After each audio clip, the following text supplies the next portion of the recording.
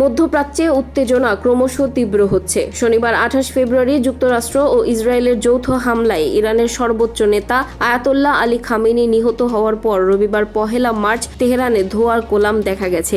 Israel জানিয়েছে তারা হামলার দ্বিতীয় ধাপ শুরু করেছে। ইরানের কর্মকর্তাদের পাশাপাশি ক্ষেপণাস্ত্র ও সামরিক অবকাঠামো লক্ষ্য করে আঘাত অব্যাহত থাকবে। হামলায় ইরানের সেনাবাহিনী প্রধান আব্দুল রহিম মুসাভিও নিহত হয়েছেন। ইরানের শীর্ষ নিরাপত্তা কর্মকর্তা আলী লারিজানি জানিয়েছেন অস্থায়ী নেতৃত্ব পরিষদ গঠন করা হবে।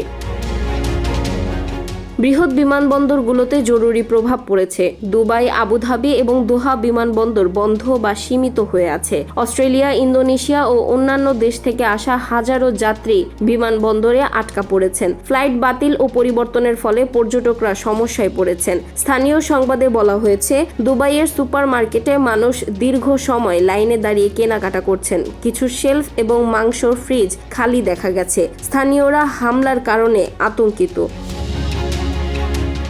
বাংলাদেশেও প্রভাব পড়েছে। ইরানে যুক্তরাষ্ট্র ইসরায়েলের হামলার পর মধ্যপ্রাচ্যের আকাশসীমা বন্ধ থাকায় হযরত শাহজালাল আন্তর্জাতিক বিমানবন্দর থেকে 54টি ফ্লাইট বাতিল হয়েছে। বিমান বাহিনীর group captain SM. Ragib Samad জানিয়েছেন, 27টি ফ্লাইটে প্রায় 10,000 যাত্রী ভ্রমণ করতে পারেননি। প্রবাসী কল্যাণ মন্ত্রণালয় তাদের থাকা খাওয়ার ব্যবস্থা করেছে। ফ্লাইট শিডিউল স্বাভাবিক হলে এয়ারলাইন্স যাত্রীদের ফোনে জানিয়ে দেবে।